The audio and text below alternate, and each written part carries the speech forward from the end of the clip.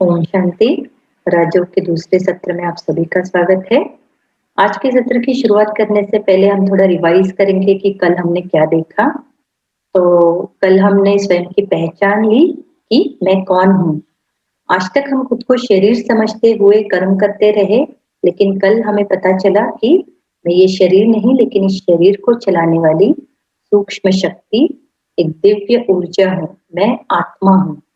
तो आत्मा एक ऊर्जा है, एनर्जी। तो एनर्जी क्रिएट नहीं कर सकते और डिस्ट्रॉय भी नहीं कर सकते। तो मैं आत्मा अजर अमर अविनाशी हूँ। आत्मा का रूप बिंदी स्वरूप है और पॉइंट ऑफ लाइट, और आत्मा इस शरीर में भ्रुकुटी के मध्य में रहती है। फिर हमने आत्मा के साथ गुण भी देखे, ज्ञान, पवित्रता, शांति, सुख, प्रेम, आनंद और शक्ति। तो आत्मा इस शरीर में आती है कर्म करने के लिए। तो आत्मा इन कानों द्वारा सुनती है, आंखों द्वारा देखती है, मुख द्वारा बोलती है। तो ये मेरी कर्मेंद्रिया है। तो आत्मा एक शरीर से दूसरा, दूसरे शरीर से तीसरा शरीर लेती है कर्म करने के लिए, पार्ट बजाने के लिए। और पार्ट बजाते बजाते आत्मा की बैटरी डिस्चार्ज होना शुरू हो जाता है। और डिस्चार्ज होती है 5 विकारों की वजह से। और वो विकार है काम, क्रोध, लोभ, मोह और अहंकार।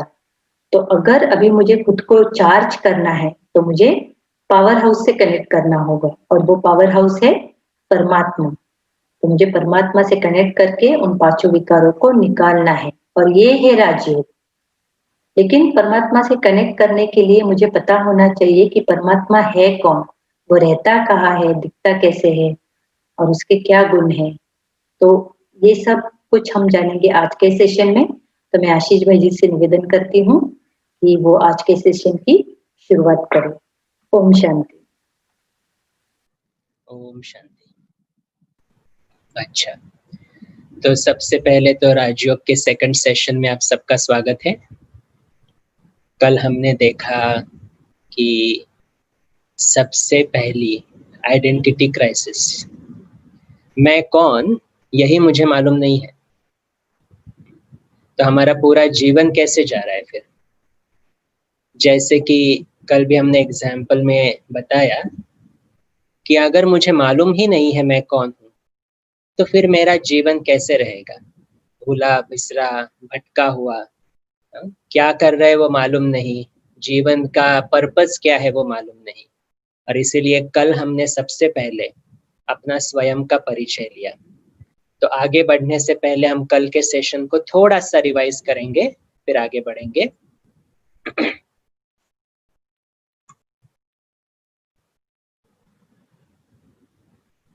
तो कल हमने पहले देखा कि खुशी, शांति मेरी अपनी क्रिएशन है। मैं अपने खुशी का रचता स्वयं हूँ। जैसे परिस्थिति बाहर है, लेकिन परिस्थिति को चलाने वाली, परिस्थिति को रिस्पॉन्ड करने वाली शक्ति, वो मैं आत्मा हूँ। और मैं आत्मा अपना हर रिस्पॉन्स डिसाइड करती हूँ, चूज करती हूँ। जैसे परिस्थिति कोई भी हो, लेकिन उसमें शांत रहना है, गुस्सा करना है, डरना है, या एकदम स्टेबल रहना है, ये चॉइस किसके पास है? ये चॉइस सिर्फ मेरे पास है।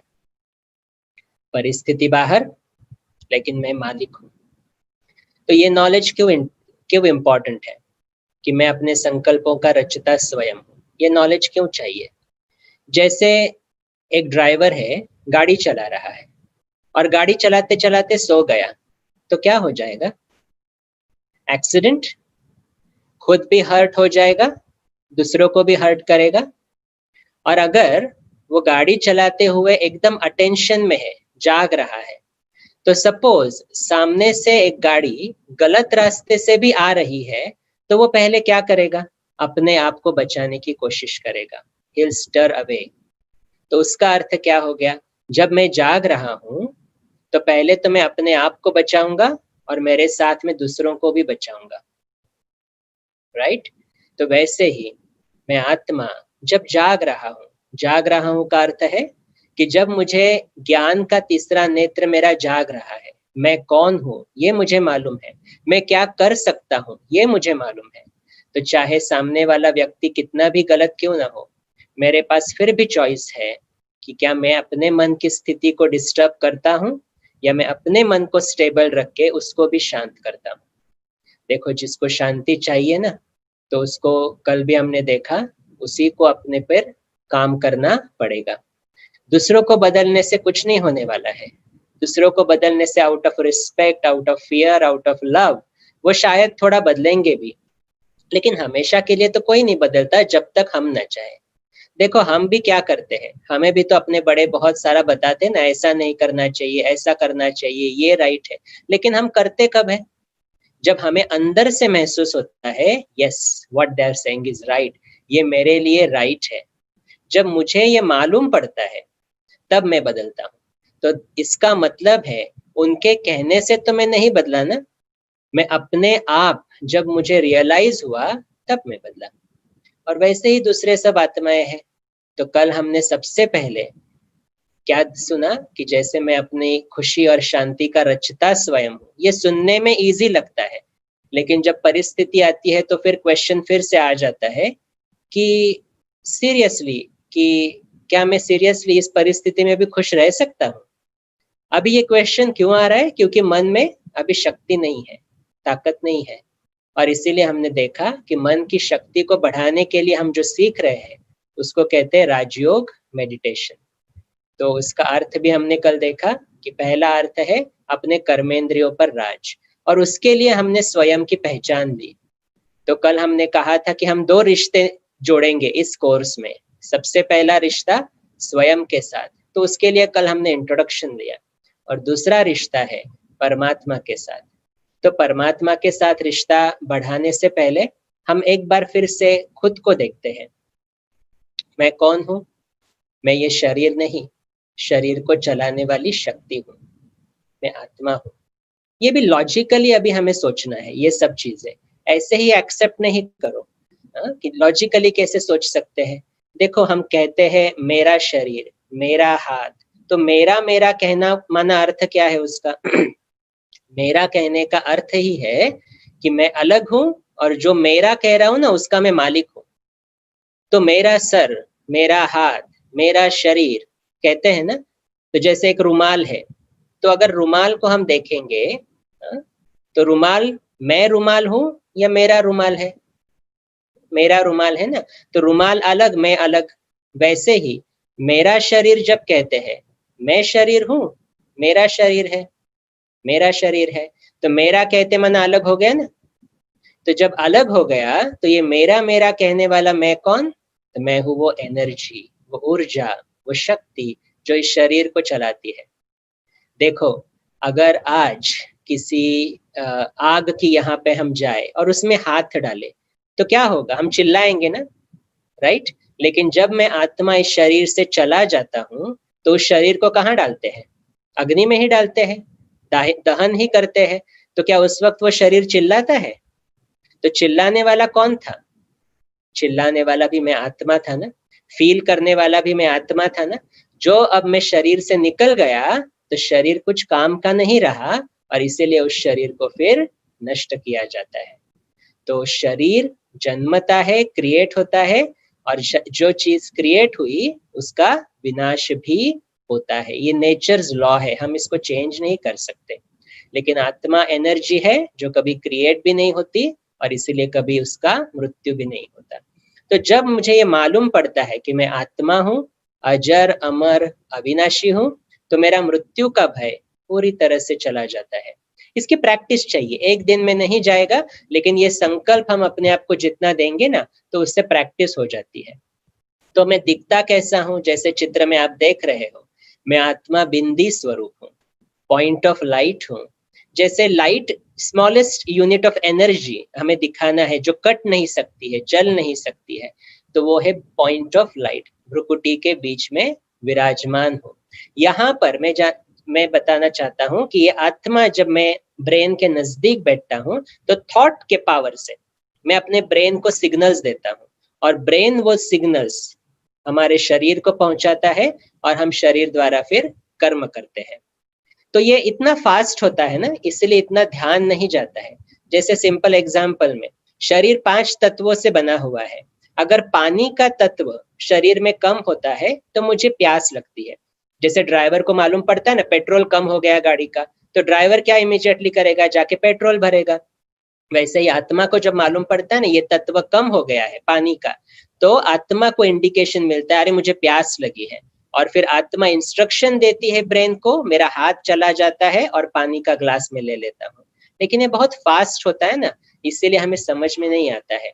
लेकिन परमात्मा अभी आकर हमें ये सब ज्ञान देते हैं कि मैं आत्मा इस शरीर द्वारा सब कर्म करती हूँ। इस शरीर में भ्रुकुटी के मध्य में मैं बैठती हूँ, और मेरे गुण कौन से हैं? ज्ञान, पवित्रता, शांति, सुख, प्रेम, आनंद और शक्ति। इन 7 गुणों से मैं भरपूर आत्मा हूँ। अभी देखो, जैसे शरीर का तत्व कम हो जाता है तो शरीर के तत्व डालने पड़ते हैं ना। जैसे अग्नि तत्व कम हो गया तो मुझे हीट चाहिए, हीट चाहिए। अगर पानी तत्व कम हो गया तो प्यास लगती है। वैसे ही आत्मा का एक भी गुण कम हो जाता है ना तो आत्मा वो मांगने लगती है। जैसे शांति का गुण कम हो गया, उसके ऊपर क्रोध का लेयर आ गया, तो मैं क्या कहता हूँ, अभी मुझे सिर्फ शांत में रहना है। लेकिन खुद का परिचय न होने के कारण हम क्या करते हैं, बहुत बड़ी गलती, कि इन गुणों को हम बाहर देखने की कोशिश करते हैं। आप मुझसे ठीक तरह से बात करो ना तो मुझे अच्छा लगेगा, आप मुझसे प्रेम से व्यवहार करोगे तो मुझे अच्छा लगेगा, इन्होंने मेरी बात मानी ना तो मुझे शांत लगेगा। तो हमने ये कंडीशनल सब कुछ कर दिया है कि ये हुआ तो मुझे अपना गुण महसूस होगा। नहीं, परमात्मा बहुत सिंपल बात बताते हैं कि हे आत्माओं, आप में वो गुण है ही, अभी सिर्फ आपको उसका एक थॉट क्रिएट करना है, बस उतना ही परिवर्तन है। लेकिन अभी प्रॉब्लम क्या हो जाता है, सुनने में तो बहुत इजी लगता है, हाँ अरे एक ही तो थॉट क्रिएट करना है ना, लेकिन जब परिस्थिति आती है और हम परिस्थिति में इन्वॉल्व हो जाते हैं तो पूरी तरह से भूल जाते हैं कि अरे मैं तो शांत स्वरूप आत्मा हूँ। वो तो पूरी तरह से भूल गया, और होने के बाद फिर याद आता है, अरे मैं उसमें तो शांत रह सकता था, ऐसा कैसे मैंने बोल दिया। तो ये भी क्यों हो रहा है, क्योंकि आत्मा में अभी ताकत नहीं है, शक्ति नहीं है। जैसे आप बीमार अगर हो गए तो डॉक्टर के पास जाते हो ना, तो डॉक्टर क्या बताता है, 2 चीजें, अच्छी तरह से डाइट करो और एक्सरसाइज करो। तो मुझ आत्मा के लिए भी यही है, अच्छी तरह से डाइट करनी है और एक्सरसाइज भी करनी है। डाइट क्या, जो इंफॉर्मेशन हम बाहर से कंज्यूम करते हैं, सुबह सुबह उठे, न्यूज़पेपर खोला, टीवी चालू किया, न्यूज देखा। अभी वो न्यूज कैसे चल रहे हैं, निगेटिव इंफॉर्मेशन है, बहुत सारे बम्बार्डमेंट हो रही है इंफॉर्मेशन के बारे में। तो हम सिर्फ इंफॉर्मेशन नहीं कंज्यूम कर रहे हैं ना, हम इंफॉर्मेशन के साथ वो जो बता रहे हैं ना, उनका फ्रस्ट्रेशन, इरिटेशन, एंगर, वो भी कंज्यूम कर रहे हैं। तो सुबह उठे तो मन बहुत अच्छा था, पूरे दिन में मन उदास क्यों हो गया? उसका कारण यही है कि हम बाहर से क्या कंज्यूम कर रहे हैं, क्या देख रहे हैं, क्या पढ़ रहे हैं, क्या सुन रहे हैं, उसका असर मेरे मन पे होता है। फिर पूरा दिन में कहो मेडिटेशन करो तो पॉजिटिव थिंकिंग हो जाएगी, नहीं होने वाला है। इसके ऊपर थोड़ा अटेंशन देना पड़ता है कि सुबह सुबह हम अपने में क्या भरते हैं। ब्रह्मा कुमारीज में बहुत एक अच्छी विधि है कि हम सुबह उठने के बाद पहले मेडिटेशन करते हैं और फिर परमात्मा के महावाक्य सुनते हैं, जिसमें बहुत सारी ताकत रहती है। तो जितना जितना हम अपने में ताकत भरते जाते हैं उतना क्या होता जाएगा, फिर बाहर की इंफॉर्मेशन देखो, दोपहर को देख सकते हैं क्योंकि अभी तो 24 आवर्स चैनल है। इंफॉर्मेशन देखना इंपॉर्टेंट है, अप टू डेट रहना बहुत इंपॉर्टेंट है, लेकिन थोड़ा सा डिले करेंगे ना तो उससे क्या हो जाएगा, मन की शक्ति सुबह सुबह बढ़ेगी, तो फिर वो इंफॉर्मेशन का असर भी मेरे ऊपर इतना नहीं रहेगा। तो इसीलिए क्या करना है, अभी अपने गुण जो मुझ में है उसका थॉट सिर्फ हमें क्रिएट करना है, और जैसे जैसे थॉट क्रिएट करेंगे वैसे हम बनते जाएंगे। आज तक कौन से थॉट्स क्रिएट किए, अरे गुस्सा तो आना चाहिए, गुस्सा नहीं करेंगे तो काम होगा क्या, टेंशन तो नेचुरल है, एग्जाम आ रही है, चिंता तो होगी ना। तो ये थॉट्स हमने जितने जितने तैयार करना शुरू कर दिया, हम वैसे बनते गए। लेकिन उससे दुख किसको हुआ, मुझको, और मुझे दुख हुआ तो मैंने परिवार को क्या दिया, देना क्या चाहते हैं अपने परिवार को, सुख देना चाहते हैं, प्रेम देना चाहते हैं। दे क्या रहे हैं अपने परिवार को, जब मैं टेंशन में हूँ, भले मैं बाहर बोल नहीं रहा हूँ, क्या आपका परिवार नोटिस नहीं करेगा आपको क्या हो गया, और आपने नहीं बताया तो वो भी उदास हो जाते हैं, है ना। तो क्या हो रहा है कि जब मेरे अंदर टेंशन है, चिंता है, क्रोध है, तो मैं बाहर ट्रांसमिट करना शुरू कर देता हूँ। उससे डबल नुकसान है, खुद का भी और मेरे लव्ड वंस जिसको हम कहते हैं परिवार, उसका भी नुकसान हो जाता है। लेकिन जब मैं अभी अपने थॉट्स को परिवर्तन करता हूँ, कल हमने सुना ना कि हम एक दूसरे को ग्रीट कैसे करते हैं, ओम शांति कह के। ओम का अर्थ है मैं आत्मा, शांति का अर्थ है शांत स्वरूप। तो जब मैं इसका मनन करता हूँ, ये ऐसे थॉट्स क्रिएट करता हूँ, तो क्या हो जाता है, मैं वैसा बनना शुरू हो जाता हूँ। तो एक दिन में भले ना हो, शायद आपको यह अनुभव हुआ भी होगा। कल एक होमवर्क भी बताया था जाने से पहले कि एक 24 घंटे के लिए हमें अपने थॉट्स के ऊपर अटेंशन रखना है, और कभी भी कोई परिस्थिति आए तो खुद को सिर्फ रिमाइंड करना है कि मैं शांत स्वरूप आत्मा हूँ, मेरे संकल्पों का रचता हूँ। तो आपके कोई अपने में से कोई वो होमवर्क किया होगा तो आप अपना फीडबैक भी जो नंबर्स मिले उस पर शेयर कर सकते हैं। लेकिन एक इम्पॉर्टेंट चीज वही बतानी है कि ये जो चीजें हम बाहर ढूंढते थे ना, शांति, सुख, प्रेम, व्यक्तियों में, परिस्थितियों में, वस्तुओं में ढूंढते थे, वहां पे नहीं मिलने वाली है। ये मेरे अंदर ही है। वहां से मिलेगी लेकिन टेम्पररी मिलेगी। तो अगेन मेरे पास चॉइस है, टेम्पररी शांति चाहिए या परमानेंट शांति चाहिए, ये मेरे पास चॉइस है। तो अगर परमानेंट शांति चाहिए तो मुझे वो अंदर थॉट्स क्रिएट करने ही होंगे। लेकिन वो थॉट्स क्रिएट करने के लिए अभी क्या चाहिए, थोड़ा सा शक्ति चाहिए, क्योंकि अभी आत्मा की शक्ति पूरी तरह से डिप्लीट हो गई है। जैसे हम देखते हैं ना, एक कैमरा रहता है, कैमरा में बैटरी भरते हैं तो क्या हो जाता है, कैमरा से फोटो निकालेंगे तो बैटरी का क्या हो जाएगा, सेल म्हणतो ना आपण त्याला, सेल, कैमरा से सेल या बैटरी कहते हैं। तो उसको अगर कैमरा की बैटरी में अगर कैमरा की बैटरी अगर यूज करते जाएंगे तो बैटरी क्या होगी, डिस्चार्ज हो जाएगी। और डिस्चार्ज हो जाएगी तो कैमरा का फंक्शनिंग कैसा होगा, कभी तस्वीर आ रही है, कभी नहीं आ रही है। तो जब बैटरी चार्ज है तो कैमरा भी परफेक्ट है, लेकिन जब बैटरी डिस्चार्ज है तो कैमरा भी ऊपर नीचे करता है। और वैसे ही मैं आत्मा हूं, वो बैटरी। और शरीर क्या हो गया फिर, आंखों से क्लिक करता है ना, आंखों से सब मेमोरी क्लिक करता है, कैमरा जैसा हो गया। तो जितना जितना मैं चीजें देखता जाता हूँ, सुनता जाता हूँ, गलत कर्म कभी कभी हो जाते हैं, झूठ बोलना, टेंशन, क्रोध, ऐसे चीजें हो जाती है। तो वो करते करते अवेयरनेस नहीं था ना, तो वो करते करते क्या हो गया, अभी आत्मा की बैटरी डिस्चार्ज हो गई है। तो अभी क्या करना पड़ेगा फिर से, बैटरी डिस्चार्ज हो गई, अभी क्या करना पड़ेगा, उस बैटरी को चार्ज करना पड़ेगा। तो दो चीजों से चार्ज कर सकते हैं। एक है, एक बैटरी दूसरे बैटरी के साथ आ जाए तो वो चार्ज हो जाती है, जैसे कार को भी चार्ज करते ना जंपिंग केबल से। तो क्या हो जाता है उसमें, एक बैटरी दूसरे बैटरी से चार्ज हो जाती है। तो जब सपोज मैं आज बहुत उदास हूँ और आप बहुत खुश हो, तो मैं जब भी आपके कांटेक्ट में आऊंगा तो थोड़ी देर के लिए मुझे कैसे लगेगा, मुझे भी खुशी मिलेगी ना। माना आप अपना चार्ज मेरे तरफ ट्रांसफर कर रहे, जैसे बोलते हैं ना, energy flows from higher source to lower source. तो आप हायर सोर्स में हो, आप बहुत खुश हो, तो आपको देखते ही मुझे क्या लगेगा इमीडिएटली, हाँ, मुझे भी खुशी आना शुरू हो जाएगा। लेकिन क्या आप हमेशा खुश रह सकते हो, आप कभी ऐसा कभी कभी दिन आता होगा ना जब आपका मूड खराब है, तो उस वक्त क्या हो जाएगा, फिर मैं आपके पास सुख मांगने आऊंगा, शांति मांगने आऊंगा, वो तो नहीं मिलने वाला है। तो फिर मेरा चार्ज कैसे हो गया, टेम्पररी हो गया। और चाहते क्या है हम, परमानेंट चार्ज हो जाए। तो परमानेंट चार्ज करने के लिए हमें बैटरी को मेंस में डालना पड़ता है, स्विच ऑन करना पड़ता है, तब वो करंट फ्लो होता है और बैटरी चार्ज हो जाती है। और इसीलिए अभी आत्मा को चार्ज करना है, तो आत्मा को चार्ज दूसरी आत्माओं के साथ कर सकते हैं, लेकिन वो टेम्पररी है। परमानेंट चाहिए तो हमें ऐसी आत्मा के साथ चार्ज करना पड़ेगा जो कभी डिस्चार्ज नहीं होता है। तो वो कौन सी आत्मा होगी, उसको कहते हैं हम परमात्मा। लेकिन जब भगवान कहते, ईश्वर कहते, अल्लाह कहते, परमात्मा कहते, तो बहुत कंफ्यूजन है। क्योंकि देखो, जब हम शरीर मानते आए हैं ना, तो हमें, जब मैं शरीर हूं तो मेरे लिए भगवान भी कैसा होगा, शरीर। और शरीर में तो डाइवर्सिटी हो गई।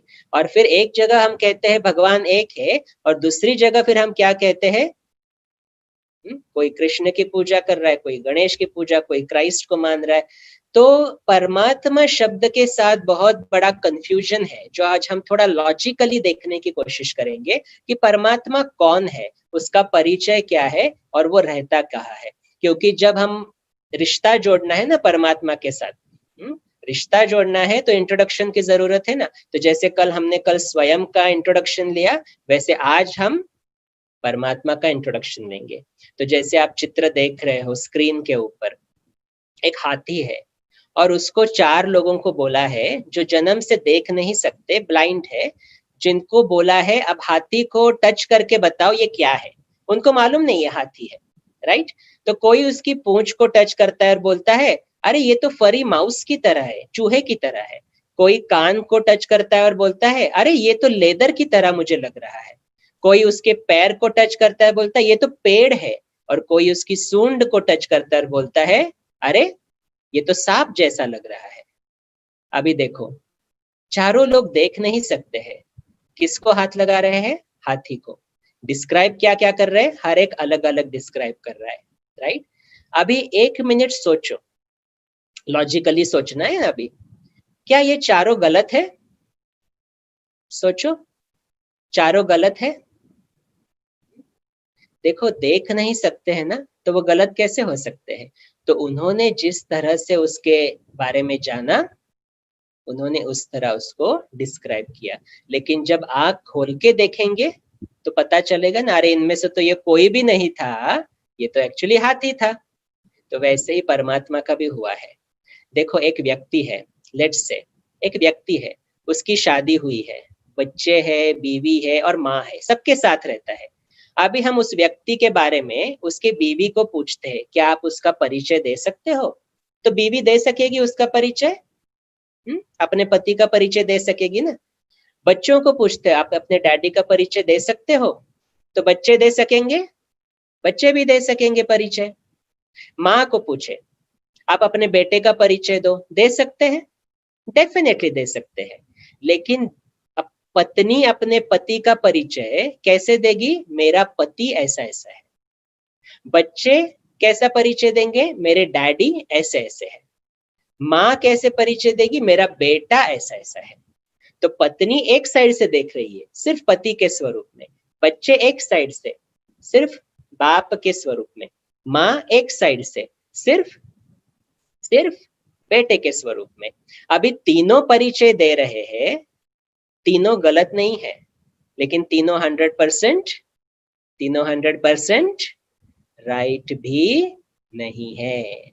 तो उस व्यक्ति का परिचय कौन देगा एक्यूरेट? थोड़ा सोचो उसके बारे में। वो व्यक्ति सोचता क्या है, जब अकेला रहता है तो करता क्या है, उसके मन में क्या विचार चलते हैं, वो कैसे हर एक रोल को निभाता है, कौन देगा वो परिचय? वो परिचय वो व्यक्ति स्वयं देगा और कोई नहीं दे सकता है। करेक्ट? मैं कौन हूं, मेरे अंदर क्या चलता है, इसका एक्यूरेट परिचय मेरे सिवाय और कोई भी नहीं दे सकता। आज तक संत आत्मा ने, महात्माओं ने भगवान का परिचय दिया, परमात्मा का परिचय दिया। उन्होंने जिस तरह से उसको जाना, उन्होंने जिस पर्सपेक्टिव से उसको पहचाना, उन्होंने उसका परिचय दिया। वो गलत नहीं थे, लेकिन वो 100% सही भी नहीं थे। तो परमात्मा का परिचय कौन देगा? लॉजिकली अभी हमने देखा ना, मेरा परिचय मेरे सिवाय कोई क्लियरली नहीं दे सकता। तो परमात्मा का परिचय कौन देगा? स्वयं परमात्मा खुद। परमात्मा का परिचय हम मनुष्य आत्माएं नहीं दे सकती है। हम तो इस शरीर की दुनिया में अटके हुए हैं, फंसे हुए हैं, इस भौतिक वर्ल्ड में, फिजिकल वर्ल्ड में ही पूरी तरह से एनग्रॉस्ड है। तो हम परमात्मा को कैसे जान सकते हैं? और इसीलिए परमात्मा को खुद इस सृष्टि पर आकर अपना परिचय देना पड़ता है। जैसे कल भी हमने कहा, यहाँ पर आपको जो भी ज्ञान मिल रहा है वो कोई भी मनुष्य ने दिया हुआ ज्ञान नहीं है। मनुष्य ज्ञान दे ही नहीं सकता है। ज्ञान देने वाला स्वयं एक निराकार परमात्मा है, जो स्वयं इस सृष्टि पर आकर हमें अपना परिचय देता है। और जब परमात्मा अपना परिचय देता है, एकदम क्रिस्टल क्लियर वो परिचय होता है, उसमें कोई डाउट नहीं, उसमें कोई क्वेश्चन नहीं, क्योंकि गॉड इज ट्रुथ, परमात्मा सत्य है और वो सत्य कहता है। और जो जब वो अपना परिचय देता है, एकदम इजी, एकदम इजी। तो क्या है उसका परिचय? उसके टाइटल में ही सब कुछ है। तो परमात्मा का परिचय कौन देगा?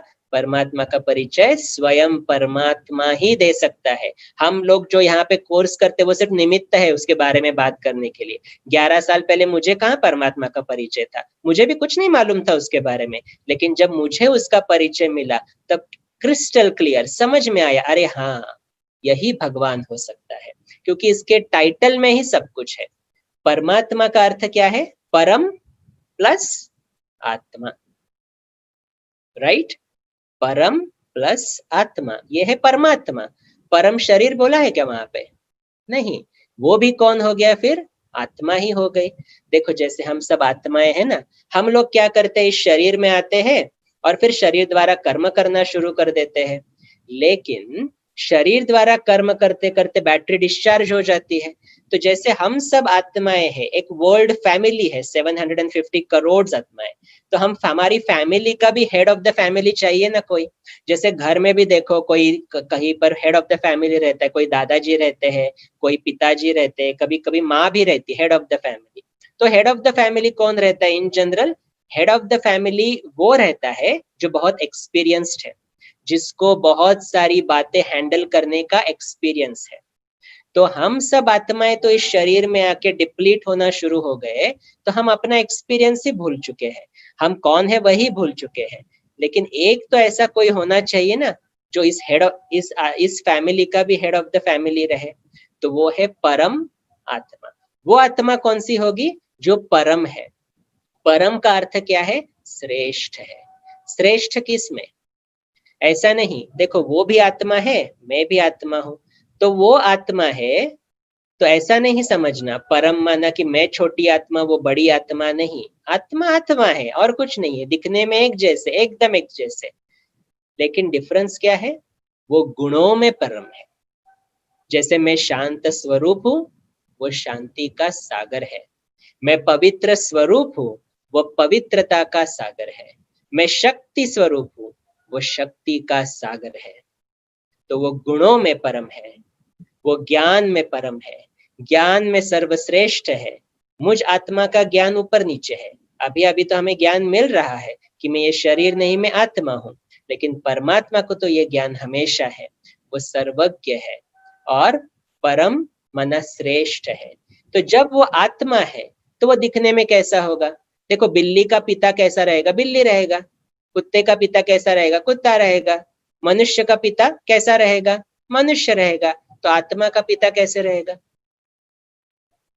आत्मा ही तो रहेगा ना, और क्या रहेगा?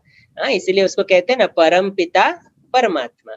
तो वो मेरा पिता भी है, लेकिन परम श्रेष्ठ आत्मा है। श्रेष्ठ किस में है? गुणों में वो श्रेष्ठ है। मेरे पास शांति है तो वो शांति का सागर, मेरे पास पवित्रता है तो वो पवित्रता का सागर है।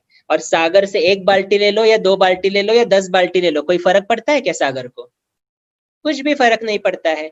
तो परमात्मा भी एक आत्मा ही है, लेकिन वो गुणों में श्रेष्ठ है।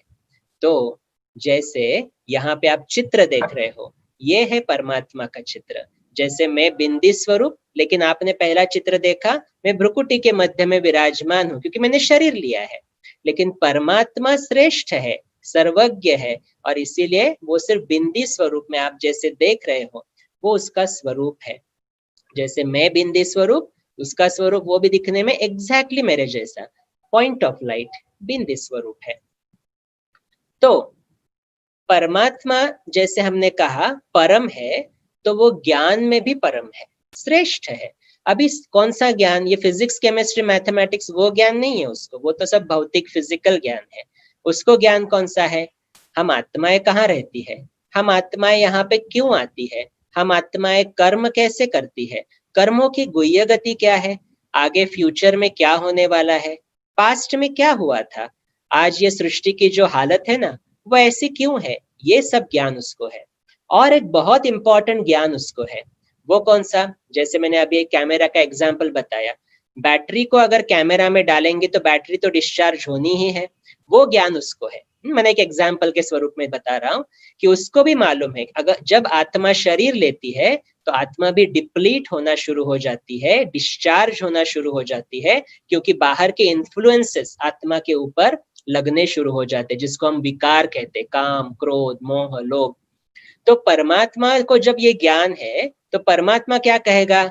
अरे मुझे नहीं डिस्चार्ज होना है, क्योंकि अगर वो भी डिस्चार्ज हो गया तो हमें चार्ज कौन करेगा फिर? तो किसी एक को तो बाहर रहना पड़ता है ना।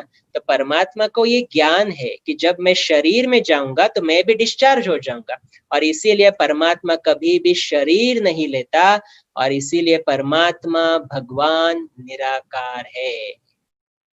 बहुत बड़ा ट्रुथ।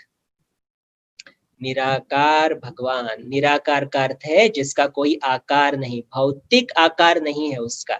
हमारा फिजिकल शरीर है, एक्चुअली हम आत्माएं भी निराकार ही है, लेकिन हम शरीर के साथ जुड़ी हुई है।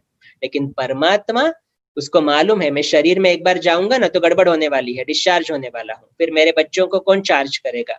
वो तो पॉसिबल नहीं है, और इसीलिए भगवान निराकार है। और ये भी लॉजिकली एक बार पूछो, देखो अगर भगवान शरीर में आता तो उसको भी तो गर्भ से जन्म लेना पड़ता, गर्भ से जन्म लेते तो वो शरीर में अगर भले वो श्रेष्ठ बन गए तो उसके ऊपर भी उसके माता पिता हो जाते ना। वो भी क्या कहता? मुझे ऐसा श्रेष्ठ बनाने वाले मेरे माता पिता है, मेरे गुरु शिक्षक है, फिर वो परमात्मा हो जाते। लेकिन परमात्मा कौन हो सकता है? परमात्मा के ऊपर कुछ नहीं है। गॉड के ऊपर अगर कुछ चला गया तो वो गॉड हो गया ना, सिंपल। गॉड द फादर वो अल्टीमेट है, मना एकदम ऊंचे ते ऊंचा है, निराकार है। और इसीलिए जब परमात्मा को ये नॉलेज क्लियर है कि अगर मैं भी जन्म मरण के चक्र में चला गया तो मैं भी कर्म करूंगा, कर्म के फल मिलेंगे, जन्म मृत्यु के चक्र में जाऊंगा, डिस्चार्ज हो जाऊंगा, और जब वो भी डिस्चार्ज हो जाए तो हमें कौन चार्ज करेगा? जैसे मैं और मेरा फ्रेंड अगर स्कूटर पर कहीं पर जा रहे हैं और हमें एक्सीडेंट हो जाता है, अभी फ्रेंड को भी लगा है और मुझे भी लगा है, अब मैं उसकी मदद करना चाहता हूँ, क्या मैं मदद कर सकता हूँ? क्योंकि जब मुझे ही लगा है तो मैं दूसरे की मदद कैसे करूंगा, राइट? तो मदद कौन कर सकता है ऐसी सिचुएशन में? जो उस सिचुएशन से परे है, चार्ज है, करेक्ट। और वैसे ही जब हम आत्माएं डिस्चार्ज हो जाती है तो भगवान, परमात्मा, ईश्वर, अल्लाह, जो भी नाम उसको कहो, वो एक ही निराकार है, क्योंकि वो कभी शरीर में नहीं आता तो उसका कभी डिस्चार्ज होता ही नहीं है, उसका चार्ज मेंटेन रहता है। चार्ज मेंटेन रहना माना उसके सब गुण वैसे के वैसे ही रहते हैं, पवित्रता का, इसलिए तो उसको कहते हैं ना वो पवित्रता का सागर है, शांति का सागर है, हर गुण और शक्ति का सागर है। तो इंपॉर्टेंट चीज जानना, जैसे मैं आत्मा, परमात्मा भी आत्मा ही है लेकिन परम है। मैं जन्म मरण के चक्र में आता हूँ, शरीर लेता हूँ, वो कभी भी शरीर लेता नहीं है, और इसीलिए उसको कहते हैं निराकार, माना उसका कोई भी आकार नहीं है। जैसे चित्र देखा, बिंदी स्वरूप है सिर्फ, बस और कुछ नहीं। फिर भगवान एक है, भले आज हम एक की पूजा करते, फिर दूसरे की पूजा करते, फिर कभी कभी होता है ना मंगलवार को ये, सोमवार को ये, गुरुवार को ये, ऐसी पूजा चलती है ना घर में बहुत सारे, लेकिन फिर भी कहते क्या है? भगवान एक है। आज तक दुनिया में शिरडी में देखो साईं बाबा की पूजा कितनी होती है, क्योंकि वो महान आत्मा थी, पवित्र आत्मा थी, जिसकी आज तक पूजा होती है। लेकिन उन्होंने क्या कहा? सबका मालिक एक है। तो हम भी यही मानते हैं, गॉड इज वन। किसी भी धर्म में जाओ कहेंगे गॉड इज वन, भगवान एक है, लेकिन फिर पूजा अलग अलग की करते हैं, तो बहुत कंफ्यूजन हो गया है ना। तो अभी ये परमात्मा का जो स्वरूप है, जिसको हम कहते हैं आत्मा स्वरूप, जैसे मैं पॉइंट ऑफ लाइट हूँ, ज्योतिर्बिंदु स्वरूप हूँ, वैसे परमात्मा भी ज्योतिर्बिंदु स्वरूप है। तो भगवान का ये स्वरूप हर धर्म में गाया हुआ है, लेकिन अंडरस्टैंड हमने नहीं किया, समझ में ठीक तरह से नहीं आया, तो फिर हमने जिसको मन चाहे उसको भगवान का टाइटल दे दिया। तो भगवान, जैसे हमने कहा कि भगवान जन्म मरण के चक्र से न्यारा है, क्योंकि बहुत बार हम थक जाते तो क्या बोलते हैं? अरे इन दुखों से, इस चक्र से हमें मुक्त होना है, बस और कुछ नहीं चाहिए। लेकिन मुक्त कौन कर सकेगा? वही मुक्त कर सकेगा जो इस चक्र में आता ही नहीं है। Logical, logical. अगर वो भी चक्र में आ गए तो वो अटक जाएगा ना, फिर वो हमें कैसे छुड़ाएगा? तो वो कभी जन्म मरण के चक्र में नहीं आता, क्योंकि वो कभी शरीर ही नहीं लेता है। कभी वो शरीर नहीं लेता तो कर्म और कर्म फल के चक्र से भी न्यारा है। आज हम एक कर्म करते हैं, फिर उसके बारे में 10 दिन सोचते रहते, अरे मैंने ये क्यों किया, तो कर्म फल के चक्र में आते हैं। फिर भगवान सुख दुख के चक्र से भी न्यारा है। हम सुख दुख के चक्र में आते हैं। हाँ? और हम कभी कभी तो भगवान को भी क्या बोलते हैं, आप मेरा ये काम कर दो ना तो मैं 2 नारियल दूंगा आपको। हाँ? उसको नारियल चाहिए हमारे?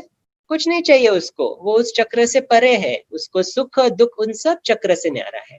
तो परमात्मा का जो ये स्वरूप है, निराकार स्वरूप, ज्योतिर्बिंदु स्वरूप, ये हर धर्म में गाया हुआ है, और इसीलिए कहते हैं भगवान एक है। लेकिन फिर ये बाकी की आत्माएं फिर कौन हो गए? अगर भगवान निराकार है, फिर ये राम कृष्ण जीसस क्राइस्ट ये सब कौन हो गए? इसीलिए देखो भगवान एक, फिर आत्माओं का वर्गीकरण। तो अलग अलग किस्म की आत्माएं रहती है, परमात्मा एक है। उसके बाद आते हैं देवी देवता, जिनको कहते हैं दिव्यात्मा। आज तक उनकी पूजा होती है ना, राम की पूजा होती है, कृष्ण की पूजा। अभी उसमें और परमात्मा में डिफरेंस क्या है? शरीर का डिफरेंस है। देखो जैसे एक बच्चा है, उसका पिता बहुत फेमस है, बहुत सक्सेसफुल बिजनेसमैन है, तो बच्चा क्या कहेगा, मुझे अपने पिता के जैसा बनना है। लेकिन मैं ही अपना पिता बनूं, पॉसिबल है? नहीं, राइट? तो मैं अपने पिता जैसा बन सकता हूं, लेकिन मैं अपना ही पिता नहीं बन सकता। तो नवरात्रि में हम 9 देवियों की पूजा करते हैं, 9 परमात्माओं की पूजा नहीं करते हैं। परमात्मा एक, देवी देवता अनेक है। तो ये जो राम कृष्ण इनकी जो पूजा होती है, वो पूजा क्यों होती है? क्योंकि वो अपने पिता के जैसे बने। भगवान को अगर साकार स्वरूप में देखना है तो हम कहते हैं कि ये ऐसी आत्माएं हैं जिनमें दिव्य गुण थे, लेकिन फिर भी वो परमात्मा तो नहीं हो सकते ना, क्योंकि लॉजिकल है। फिर से एक बार शरीर में आए तो डिस्चार्ज, तो ये नेचर्स लॉ है, हम उसको चेंज नहीं कर सकते हैं। तो दिव्य गुणों वाली आत्माएं, और जिसको कहते हैं देवी देवताएं। तो हम कहते हैं ना, हिंदू धर्म में कितने देवी देवताएं हैं, याद है आपको? 33 करोड़ देवी देवताएं। सबके नाम मालूम है? मेन मेन नाम मालूम है ना? लक्ष्मी नारायण मालूम है, राधे कृष्ण मालूम है, राम सीता मालूम है। तो ये वो दिव्य गुणों वाली आत्माएं थी, लेकिन डिफरेंस, परमात्मा शरीर में नहीं आता। और इनके तो अभी तक हम शरीर के चित्र पूछते हैं ना, राम का चित्र है। तो ये बहुत दिव्य गुणों वाली, पवित्रता से संपन्न आत्माएं थी, लेकिन ये भी परमात्मा की तरह थी, लेकिन ये शरीर में आई, परमात्मा शरीर में नहीं आता। फिर आते हैं धर्मात्मा, जो धर्म स्थापन करते हैं, जैसे मोहम्मद है, अब्राहम है, जीसस क्राइस्ट है, गौतम बुद्ध है। इन आत्माओं की विशेषता क्या है? प्यूरिटी। इन आत्माओं में इतनी प्योरिटी थी कि वो जो भी बोलेंगे ना, तो सुनने वाले लोग अट्रैक्ट हो जाते थे, अच्छा मुझे इसको फॉलो करना है। और इसीलिए तो इतने सारे धर्म बनते गए ना। तो धर्मात्मा वो आत्माएं हैं जो धर्म को स्थापन करती है।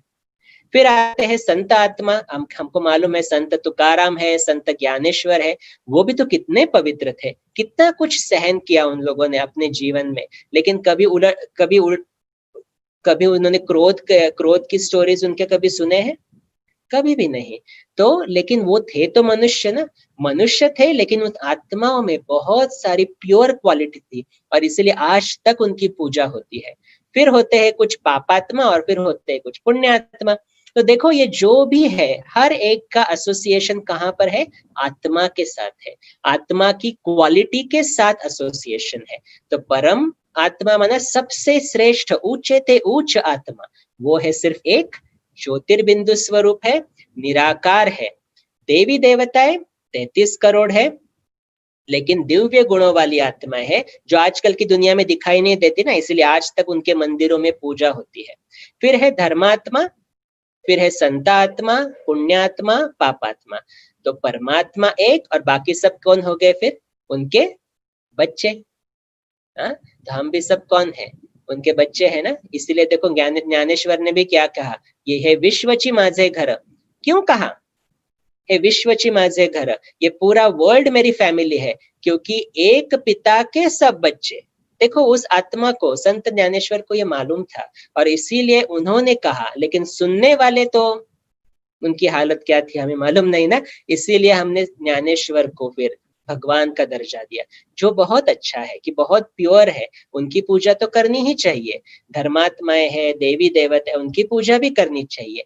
लेकिन आज देखो दुनिया में हनुमान की पूजा होती है। हनुमान ने किसकी पूजा की?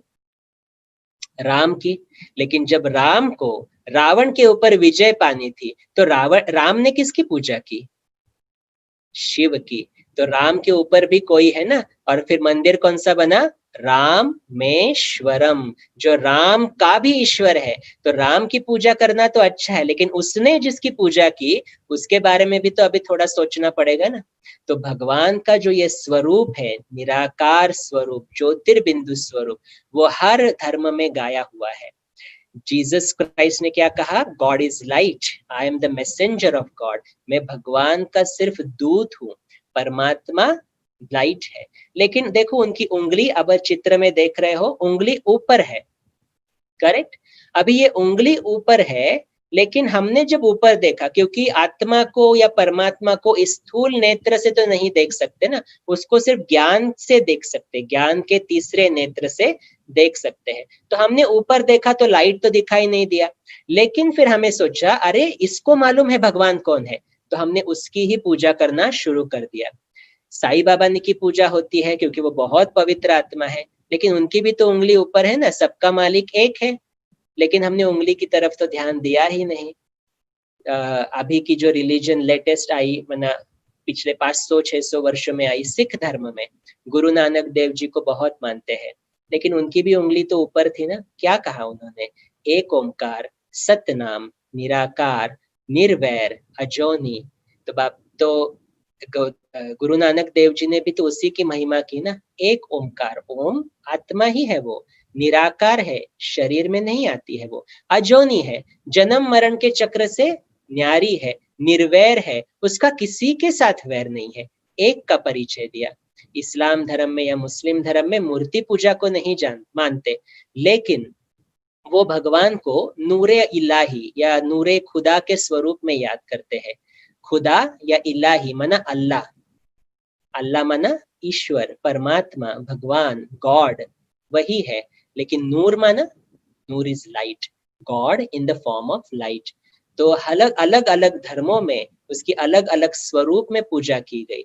पारसियों में भी तो फायर टेम्पल्स रहते हैं, क्योंकि कहीं ना कहीं वो स्मृति है कि परमात्मा ज्योतिर्बिंदु स्वरूप है। और फिर हिंदू धर्म में जहां पर एक तरफ राम की पूजा होती है, कृष्ण की पूजा होती है, जो देवी देवताओं की पूजा होती है, लेकिन सबसे पुरातन मंदिर जो है भारत में, वो कौन से मंदिर थे? वो थे शिव के। तो शिव का मंदिर, या जिसको कहते हैं शिवलिंग या ज्योतिर्लिंग। अभी लिंग का अर्थ क्या है? लिंग माना सिंबल, चिन्ह है। जैसे कहते हैं ना स्त्रीलिंग, पुल्लिंग, तो क्या है वो? स्त्री का सिंबल, पुल्लिंग माना पुरुष का सिंबल। और हम क्या कहते हैं? शिवलिंग या फिर ज्योतिर्लिंग। तो ज्योतिर्लिंग का अर्थ क्या हो गया? ज्योति का, क्या हो गया? ज्योति का सिंबल। तो जैसे आप चित्र देख रहे हो, एक ज्योति रहती है, आपने देखा होगा, देखो कैंडल लाइट करो तो क्या होता है? छोटा सा स्पार्क, और उसके पीछे फिर वो ऑरा रहता है ना, ओवल शेप्ड ऑरा। जैसे आप यहाँ पर ये ऑरा देख रहे हो, और नीचे स्टैंड लगा दो। क्या लग रहा है आपको? ये शिवलिंग की याद आ गई? तो ये क्या हो गया? फिर शिवलिंग ही तो हो गया ना। तो परमात्मा ज्योतिर्बिंदु स्वरूप है, और उसको फिर ये आकार हमने दे दिया। क्योंकि बिंदी की पूजा कैसे करेंगे? पॉइंट ऑफ लाइट है ना, उसको फूल कैसे चढ़ाएंगे? उसको दूध कैसे देंगे? कुछ नहीं कर सकते हैं। और इसीलिए हमने फिर क्या किया? उसको फिर वो आकार बना दिया, बन गया ज्योतिर्लिंग और शिवलिंग। लेकिन उसका अर्थ बहुत क्लियर है। ज्योतिर्लिंग माना ज्योति का सिंबल ही था वो, और कुछ नहीं था। हमने फिर बाद में बहुत सारी स्टोरीज उसके बारे में बना दी। तो वो स्टोरीज तो हमने कैसे बनाई वो तो आने वाले सेशंस में हम देखेंगे। लेकिन इंपॉर्टेंट चीज क्या है? परमात्मा निराकार ज्योतिर्बिंदु स्वरूप है। जैसे मैं आत्मा बिंदी स्वरूप, वैसे ही परमात्मा बिंदी स्वरूप। और उसी का गायन हर धर्म में भी किया है कि God is light, he is also point of light. लेकिन गुणों से भरपूर है। जैसे रूप में वो बिंदु है लेकिन गुणों में वो सिंधु है। तो परमात्मा से रिश्ता जोड़ने के लिए हमने देखा सबसे पहले उसके गुण। गुण क्या है उसके? वो हर गुण में सागर है, शक्तियों का सागर है। उसका रूप बिंदी स्वरूप है। अब उसका नाम क्या है? तो परम पिता परमात्मा का नाम क्या है? हमें देखो, हमें शरीर से नाम मिलते हैं ना।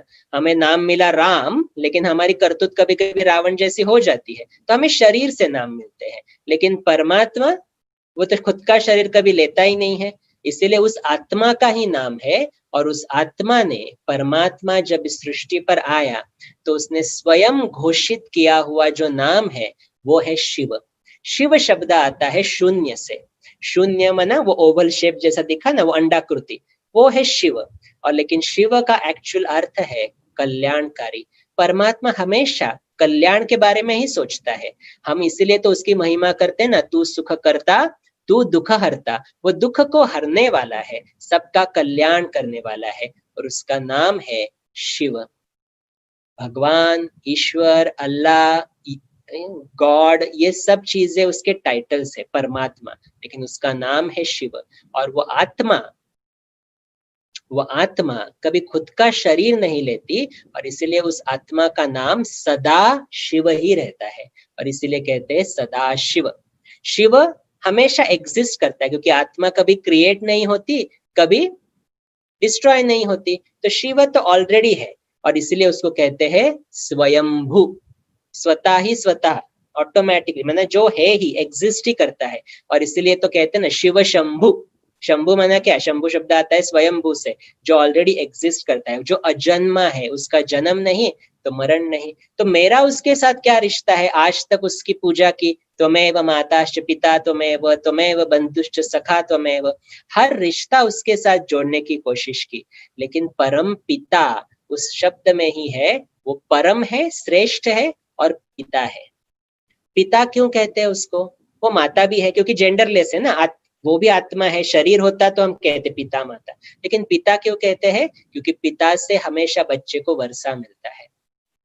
तो आज तक हमने उसको प्रभु कहा, ईश्वर कहा, तो ऐसा लगा अरे बाप रे, उसको मिलने के लिए कितनी तपस्या करनी पड़ेगी, ये पढ़ना पड़ेगा, वो पढ़ना पड़ेगा। लेकिन एक इस शब्द से, जिसको कहेंगे पिता या बाबा, बाबा शब्द से वो रिश्ता बन जाता है। और कौन सा वर्षा मिलता है?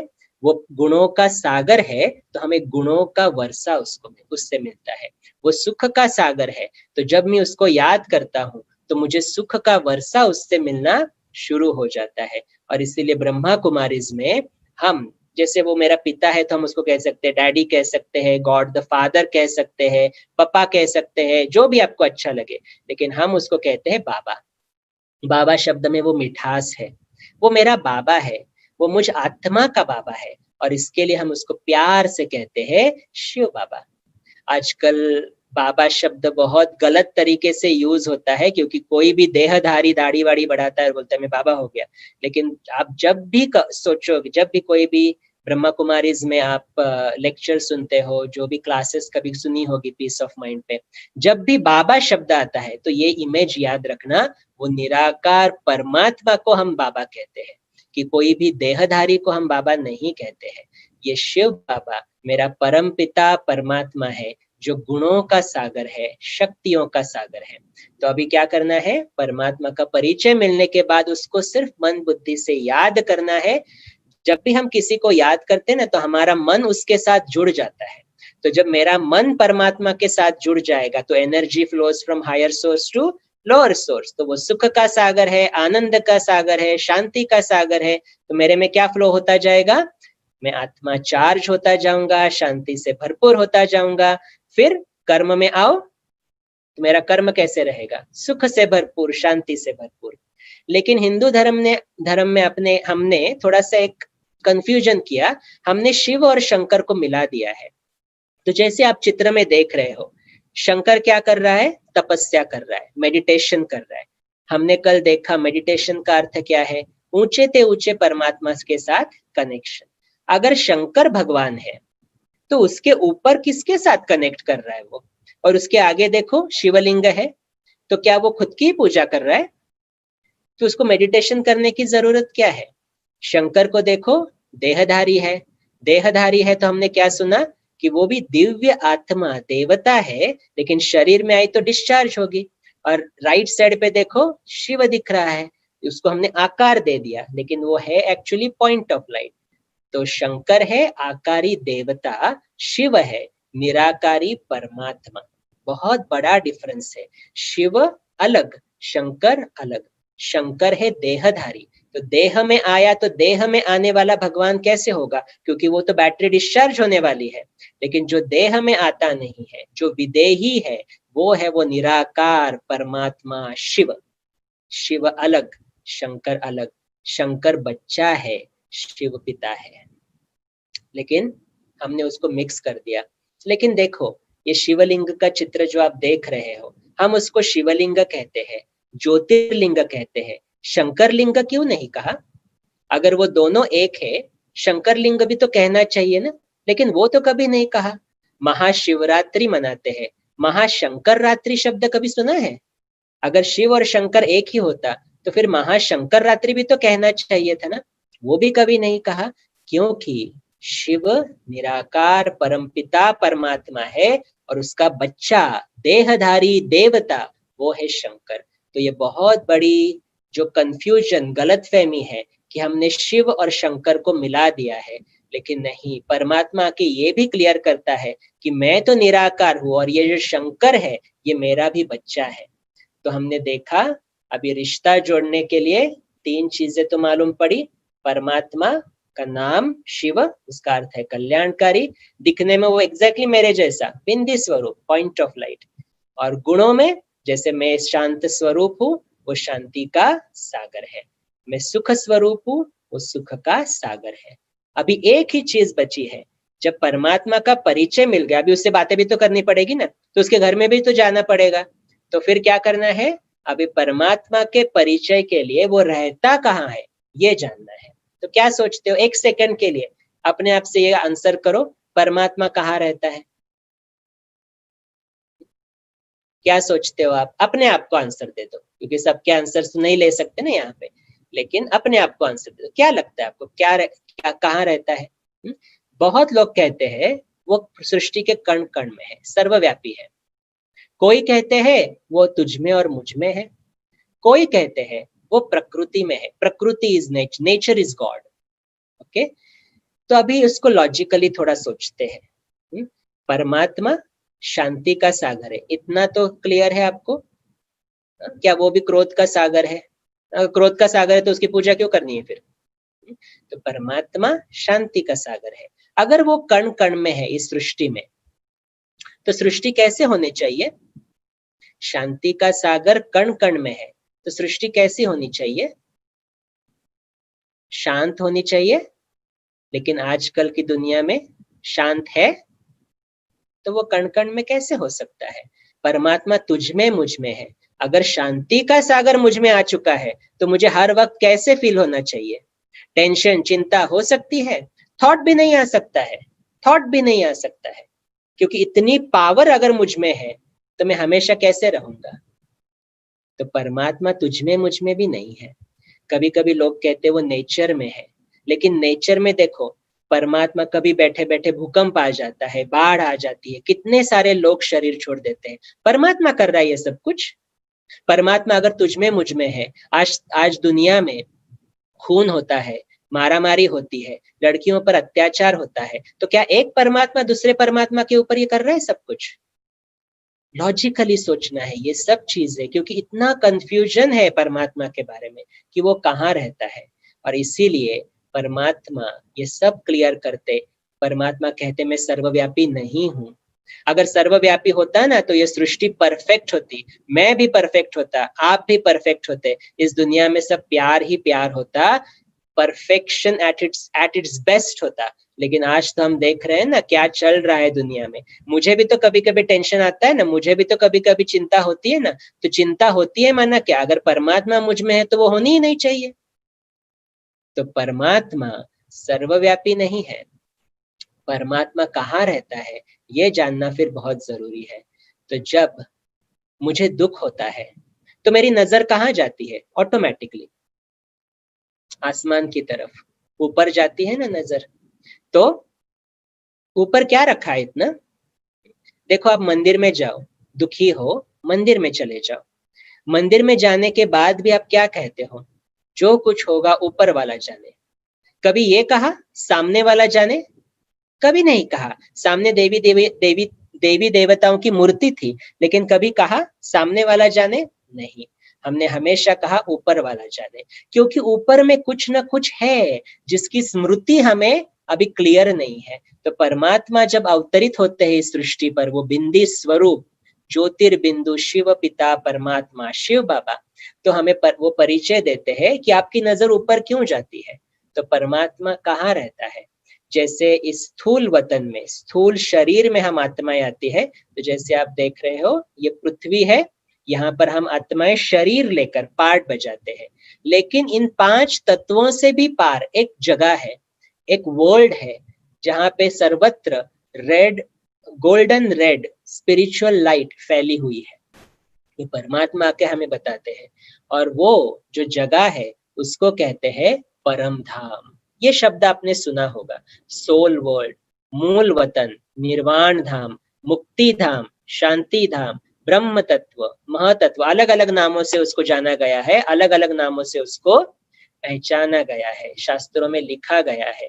तो ये विश्व हम जहाँ पे रहते हैं ये है स्थूल वतन, क्योंकि हम यहाँ पे स्थूल शरीर के साथ कार्य करते हैं।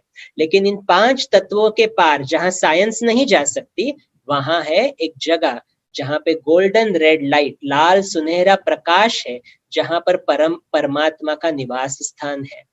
तो परमात्मा जहाँ रहता है, रहने का स्थान माना धाम, और परमात्मा वहां रहता है, इसलिए वहां उसको कहते हैं परम धाम। ठीक है, जैसे देखो सूर्य एक जगह पे है ना, क्या सूर्य को कहेंगे हम सर्वव्यापी है? नहीं, सूर्य एक जगह पे है, लेकिन उसकी किरणें हम कहीं पर भी फील कर सकते हैं। वैसे ही परमात्मा भी एक जगह पे परम धाम में है, लेकिन उसकी याद हम यहाँ बैठे भी कर सकते हैं। तो उस घर, वो जो घर है वो एलिमेंट ऑफ लाइट है, ब्रह्म तत्व है, गोल्डन रेड लाइट है, जहां पर हम आत्माएं भी रहती थी। एक समय था जब हम अपने डैडी के साथ, अपने बाबा के साथ वहां पे रहती थी, लेकिन समय अनुसार कर्म करने के लिए हम सृष्टि पर आए और कर्म करते चले गए। तो देखो, अगर आत्मा क्रिएट ही नहीं होती है तो पॉपुलेशन क्यों बढ़ रही है? क्योंकि हम आत्माएं जैसे जैसे परम धाम में जगती है वैसे वैसे नीचे आती है। अभी जगना माना क्या? परम धाम एक ऐसा तत्व है जहां पे शरीर नहीं जाता है, सिर्फ हम आत्माएं जाती है। तो आप देख रहे हो ये बिंदी शिव बाबा है, उसके पीछे छोटी छोटी छोटी छोटी बिंदियां है, उसके बाजू में वो है हम आत्माएं। तो हम सब आत्माएं हम अपने घर में रहते थे, बाबा के साथ रहते थे, और वो जो घर है वो थॉटलेस वर्ल्ड है, वहां पे संकल्प भी नहीं है, और इसीलिए उसको कहते हैं शांति धाम, एब्सोल्यूट शांति है वो। जी, हमारा शरीर भी वहां पे नहीं है, तो हम शरीर से रिलेटेड जो भी प्रॉब्लम से सुख दुख उससे मुक्त है, और इसलिए उसको कहते हैं मुक्ति धाम। वो निर्वाण धाम है, जिसको बुद्धिज्म में भी कहते हैं निर्वाणा। तो निर्वाण धाम माना वाणी से भी परे, बियॉन्ड साउंड वो वर्ल्ड है। तो उस वर्ल्ड में जैसे हम थॉटलेस है, लेकिन जब एक समय ऐसा आता है कि थॉट आ जाता, तो हम उस जगह पे रह नहीं सकते, और फिर इस पृथ्वी पर आकर हम शरीर लेकर अपना कर्म करना शुरू कर देते हैं। तो हम आत्माएं भी ओरिजिनल रहने वाली परम धाम की ही है, लेकिन कर्म करते नीचे आए, और नीचे कर्म करते करते इतना भूल चुके कि हम अपने को भी भूले, अपने पिता को भी भूले, हम कहाँ पे रहते वो भी भूल चुके। लेकिन इसीलिए कभी ना कभी दुख होता है तो नजर ऊपर जाती है। तो उसका कारण ही ये है कि कहीं ना कहीं ये स्मृति है कि ऊपर में कुछ है, इन 5 तत्वों से पार, जहां पे साइंस भी नहीं जा सकती, ऐसा वो तत्व है जिसको कहते हैं परम, मन श्रेष्ठ ते श्रेष्ठ धाम, जहां पे मेरा पिता परमात्मा शिव बाबा रहता है। हम आत्माएं वहां पे उठती है, कर्म करने के लिए सृष्टि पर आती है, इसीलिए पॉपुलेशन बढ़ती है। परमात्मा अभी भी वहीं पर है, लेकिन अभी क्या करना है? सिर्फ उसको अपने घर में, वो हमारा भी घर है, तो हमारा घर जो शांति का घर है उसको सिर्फ याद करना है। याद की टेक्निक क्या है, मेडिटेशन की टेक्निक क्या है, बाबा से बातें कैसे करनी है, वो तो हम कल के सेशन में देखेंगे। लेकिन अभी ये जानना बहुत इंपॉर्टेंट है, परमात्मा निराकार है, उसका नाम शिव कल्याणकारी है, प्यार से हम उसको शिव बाबा कहते हैं, और वो परम धाम में रहता है जो मुझ आत्मा का भी घर है, लेकिन अभी हम भूल चुके हैं। तो परमात्मा अभी हमें याद दिला रहा है, बच्चे आप भी मेरी तरह आत्मा ही हो, आप भी परम धाम में ही रहते थे, आप भूल चुके, अभी उसको याद करो। तो याद करने से फिर वो फीलिंग, वो चार्जिंग शुरू हो जाती है। तो दो चीजें, परमात्मा निराकार शिव बाबा और लाल सुनहरे प्रकाश के बीच में परम धाम में उसका निवास स्थान है। परमात्मा सर्वव्यापी नहीं है, तुझ में मुझ में नहीं है, कण कण में भी नहीं है। तो ये है सूक्ष्म, ये है परम धाम और ये है स्थूल वतन। तो जैसे आप वीडियो में देख रहे हो, परम धाम में वो चमकती हुई ज्योति शिव बाबा, छोटी छोटी ज्योतियां, जैसे still, no thoughts at all, एकदम संकल्प विरहित दुनिया जहाँ पे कुछ हलचल नहीं, क्योंकि शरीर ही नहीं है, वो है वो परम धाम। और फिर परम धाम से हम आते हैं इस सृष्टि पर पाठ बजाने, और पाठ बजाते बजाते इतना व्यस्त हो जाते हैं इस दुनिया में कि भूल जाते हैं भगवान कौन, हम कहाँ से आए हैं। तो अभी परमात्मा ये सब परिचय आकर हमें देता कि बच्चे आप भी आत्माएं हो, मैं भी आत्मा हूँ, लेकिन मैं जन्म मरण से न्यारा हूँ, आप जन्म मरण में आते हो, और मैं परम धाम में हूँ, मैं सर्वव्यापी नहीं हूँ। तो आप जहां पर भी है, अभी रिश्ता जोड़ना है ना बाबा के साथ, तो क्या करना पड़ेगा, उससे बातें करनी पड़ेगी। तो रिश्ता जोड़ने के लिए ये इम्पोर्टेंट चीज है, जैसे मैं आत्मा, मेरा नाम नहीं है, मेरे शरीर का नाम है, लेकिन परमात्मा उसका नाम है, क्योंकि उसका शरीर नहीं है, तो उसका नाम है शिव, हम उसको कहते हैं शिव बाबा। दोनों का रूप एकदम एक जैसा, पॉइंट ऑफ लाइट, बिंदी स्वरूप। हम आत्माओं का ओरिजिनल घर है परम धाम, लेकिन यहाँ पर जब हम आते हैं इस सृष्टि पर, तो इस शरीर में, इस भ्रुकुटी के मध्य में है परमात्मा, हमेशा परम धाम में निवास स्थान है। और हमारे गुण भी हमने देखे, और वो तो गुणों का सागर है। तो अभी टाइम भी हो चुका है, तो एक होमवर्क है, अभी बाबा के साथ रिश्ता करना है ना, बाबा के साथ रिश्ता जोड़ना है। तो अभी आज से ही रिश्ता जोड़ना शुरू करेंगे भगवान के साथ। तो मन ही मन उससे बातें करनी है। कौन सी बातें करेंगे, पहले तो अपने को बाबा का बच्चा समझो, ठीक है, मैं परमात्मा का बच्चा हूँ, तो परमात्मा के सब गुण मुझ में है, ऑलरेडी है, ये याद रखो। और दूसरों में भी है, क्योंकि दूसरे भी उसके बच्चे हैं। तो ये देखकर आज व्यवहार करो। सुबह उठते हो तो बोलो बाबा गुड मॉर्निंग, रात को सोते हो तो बोलो बाबा गुड नाइट, दिन में बीच बीच में उससे बातें करो, बाबा आज भोजन बना रहे हैं, क्या बनाए। तो ये रिश्ता क्या हो जाएगा। जैसे देखो, रिश्ता डेवलप करने के लिए कम्युनिकेशन बहुत इंपॉर्टेंट है ना, वैसे ही परमात्मा के साथ भी हमें क्या करना है, कम्युनिकेट करना है। तो कैसे कम्युनिकेट करना, कैसे उससे बातें करना, वो तो हम कल देखेंगे। लेकिन अभी कुछ समय के लिए एकदम रिलैक्स्ड होकर बैठ जाओ। आज जो हमने पढ़ा उसके कुछ संकल्प आपको दिए जाएंगे। आप स्क्रीन की तरफ देख सकते हो, आंखें बंद कर सकते हो, जो भी आपको कंफर्टेबल लगे।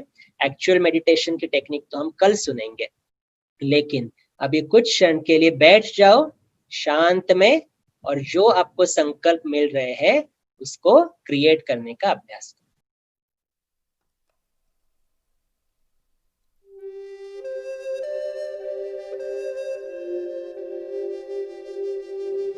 बाहर की सभी आवाजों से अपने ध्यान को हटाते हुए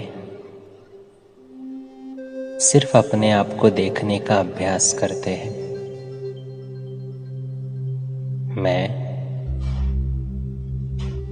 भ्रुकुटी के मध्य में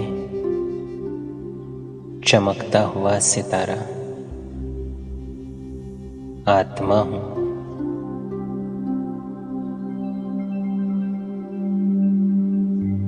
मैं इस शरीर का मालिक हूं।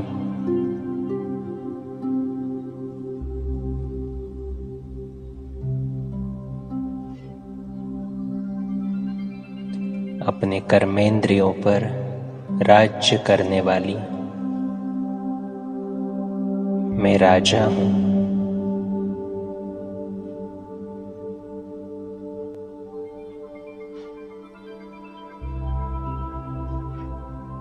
अपने मन में संकल्पों की रचना करने वाली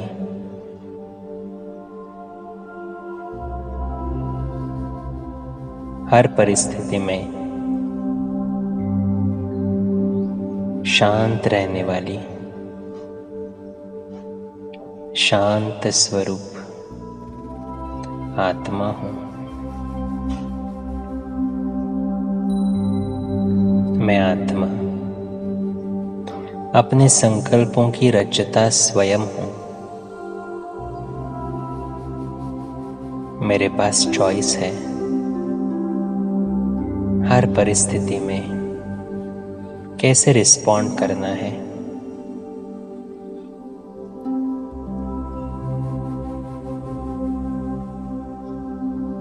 मैं शांत स्वरूप आत्मा हूँ।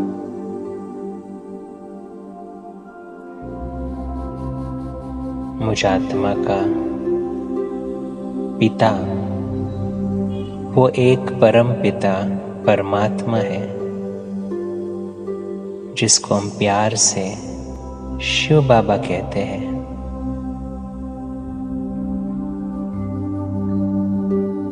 कितने जन्मों से जिसको ढूंढते आए हैं वो मेरा पिता स्वयं भगवान मेरे सम्मुख है। बुद्धि के तीसरे नेत्र से उसे देखने का अभ्यास करते परम धाम के लाल सुनहरे प्रकाश के बीच वो सर्वशक्तिवान मेरा पिता शिव बाबा चमक रहा है।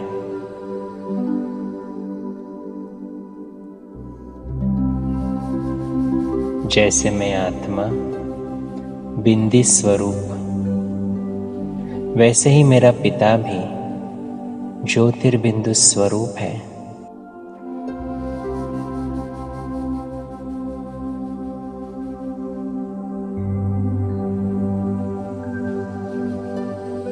वो शांति का सागर है, शांति से भरपूर है। शांति की अनंत किरणें मुझ आत्मा पर बरसा रहा है। अनुभव करें परमधाम से शिव बाबा शांति की अनंत किरणें मुझ आत्मा पर बरसा रहा है।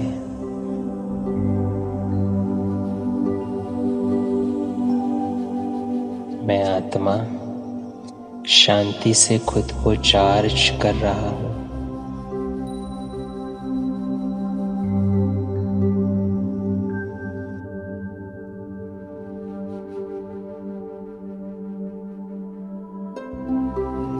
शांति से खुद को भरपूर करके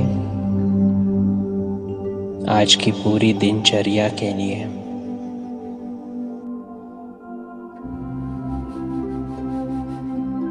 मैं आत्मा तैयार होता हूं।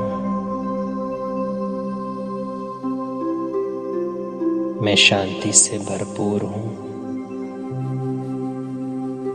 शांति के सागर की संतान हूं। तो आज पूरा दिन मुझे इसी स्मृति से कार्य करना है कि स्वयं शांति का सागर शिव बाबा मेरा पिता है। तो जैसे पिता वैसे ही बच्चा, तो मेरे हर कार्य में शांति दिखाई दे। मैं शांत स्वरूप आत्मा हूं।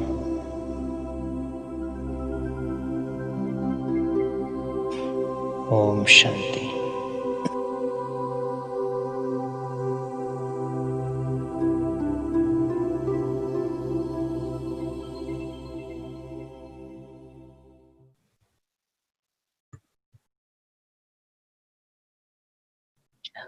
ओम शांति। आप सबका धन्यवाद। आप पेशेंटली इतना थोड़ा टाइम एक्स्ट्रा हो गया, लेकिन ये ज्ञान देना भी उतना ही इम्पोर्टेंट था ताकि हम कल का सेशन भी ठीक तरह से कंटिन्यू कर सकें।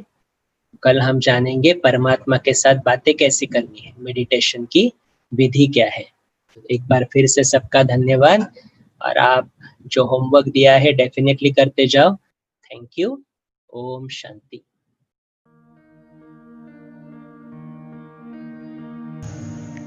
परमात्मा निराकार है, एक दिव्य ज्योतिर्बिंदु है।